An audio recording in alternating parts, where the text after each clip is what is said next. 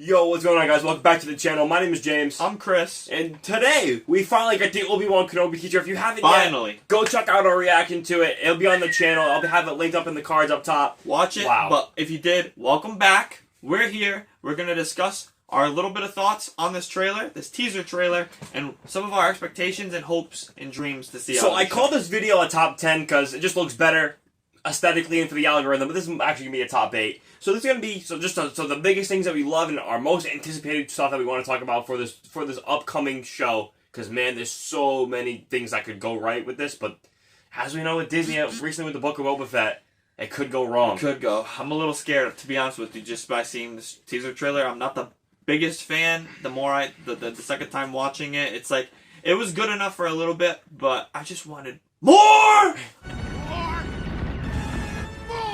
It could be better, but I'm going to be hyped for this show no matter what. This teaser, it's not going to make my hype more or any less than it already is. It's already so high. It is. So, man. But they can flip-flop it, because I was so hyped for the Book of Boba, and to be honest with you, that was a letdown. So True. I'm honestly scared for this show. I'm not going to lie.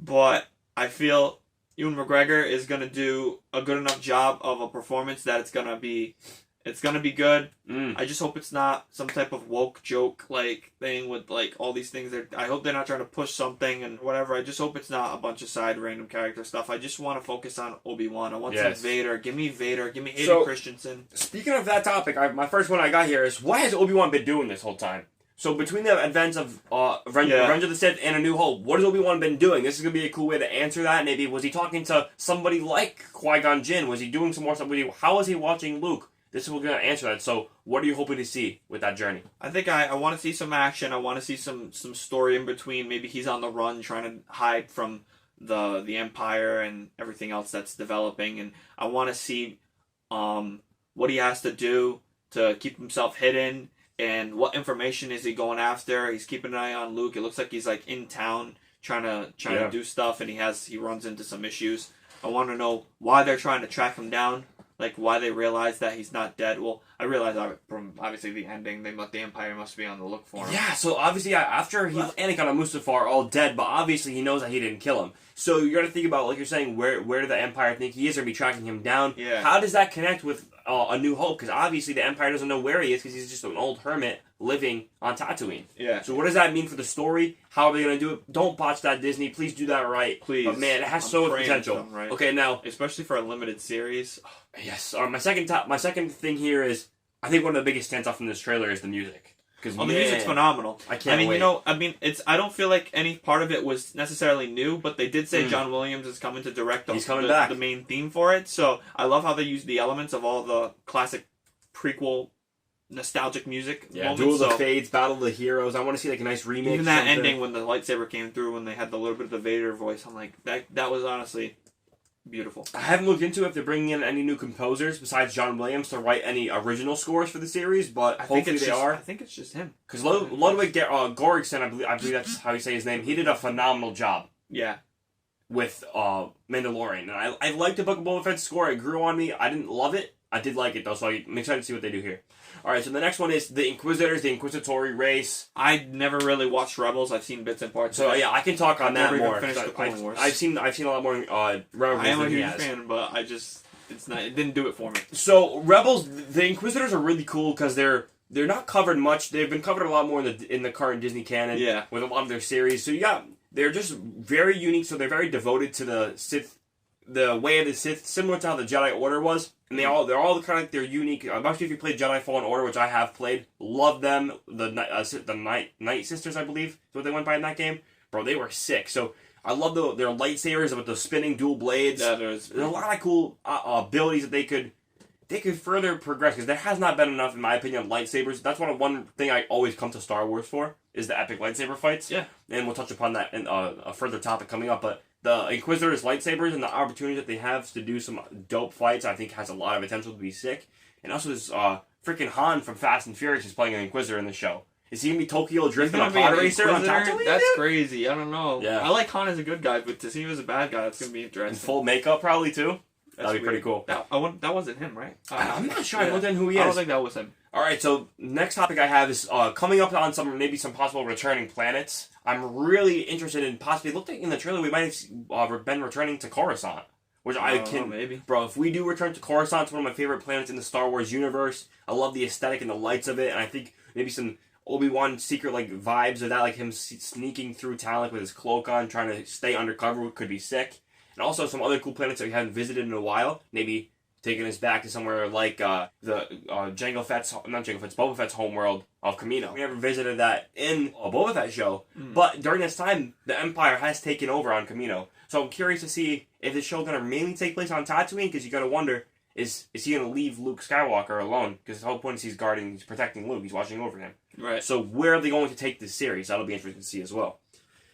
Next topic I got coming up is, right coming off that one, is young Luke. What do you think about that? Well, he was there. I'm interested to see the actor that they chose to play him. I wonder what he's going to do. He's probably just all he really has to do is be a whiny farm boy. But hey, not too whiny. You don't want to pull the Jake Lloyd effect. Yeah. Watch out, kid. Yeah, be careful, kid. I hope you don't get bullied for whatever you do. But I mean, I'm interested. I like the character. I like the actor who plays Uncle Owen. Yeah. And we just seen him in a boxing movie that came out back in the day with Tom Hardy called Warrior. So if you ever want to see Uncle Owen go ham at it, UFC, go check that out. It was good. We'll throw in a quick clip of that right here.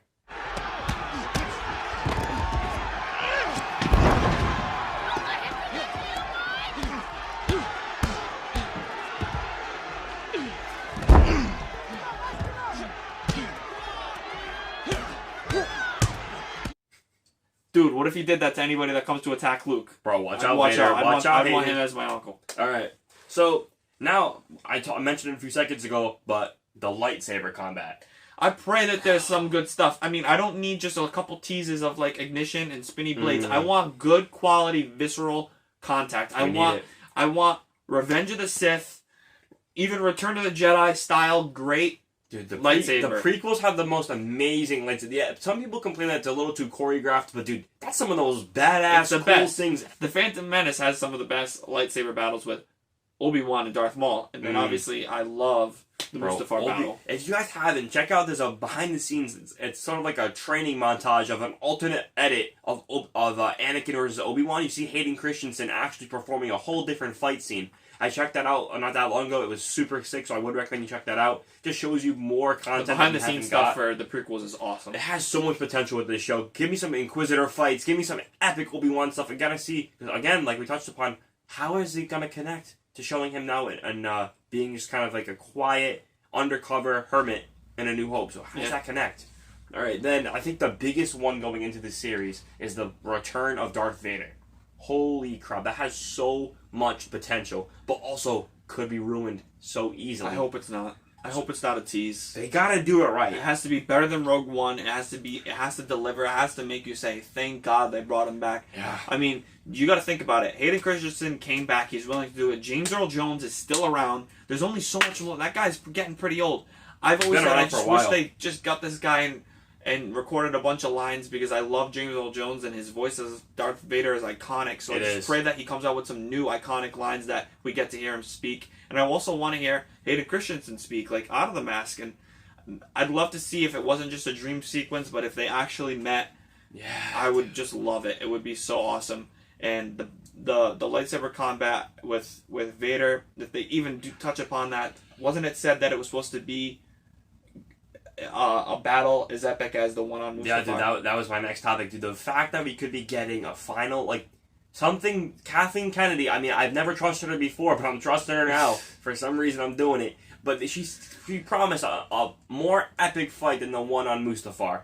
That's kind of crazy to me. That's mind-blowing. I haven't seen anything like that since. Yeah. Even in The Force Awakens and in the newest Disney trilogy, I thought the lightsaber combat was very... It was mad weak. And even the Praetorian Guard fight, that was weak. It was stupid. If you really go back and look at the Corridor Crew video, it's so bad on YouTube. I enjoyed it in the moment, but how much it was so poorly choreographed. The show, I haven't looked into it, but I hope that they're bringing back the choreograph guy, I forget his first name, but the dude who did the choreograph in the prequel trilogy, because that guy was phenomenal. Yeah. He choreographed those fights so well, and the fact that we could be getting more of that coming up with a like we're saying, a rematch between Darth Vader and Obi-Wan Kenobi. I'd love to see if they even come up with other characters, if they tease something again, maybe possibly Darth Maul, or even Mace Windu, Darth Maul. So many other characters that they could tease. Possible backstory on Grogu, if Obi-Wan has ever communicated with him. We could be getting flashbacks of live-action recreations of stuff from the cartoons, Clone Wars. like how they did with Cad Bane. I'd love to see stuff like that. You could get live-action Anakin, Obi-Wan, and Ahsoka all on screen at once. If they do that, I think that would be the highlight of the show. It would be crazy.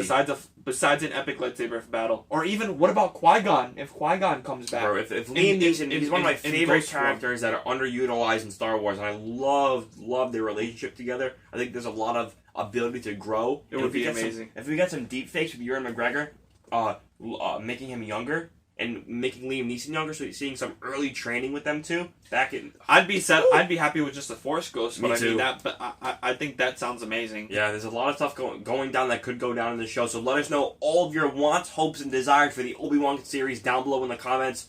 We could be getting again so much, maybe some backstory on Anakin. Some showing him outside the struggles of him outside of the suit, like we saw him all burnt up in Revenge of the Sith. So many things to be explored in the show. So again, let us know all your thoughts down below in the comments. Like the video if you enjoyed it. Subscribe to the channel if you're new. Stay tuned for all the videos we have coming up soon. Ring the bell. Don't forget to ring the bell. You want to stay up to date when we post the newest videos. Make sure you share them with all your friends and family. Comment, like, subscribe, and tell your grandma to subscribe. Yeah, her too. Everybody. And let us know what you're most excited for to see in this show. And I want to know, what is your favorite prequel movie? And what's your favorite original trilogy movie? Oh, that's big. We don't forget the sequels. Alright guys, thanks again so much for watching this video, checking it out, and sticking out to the very end. We hope you have a great day, and may the Force be with you. May the Force be with you all. Peace.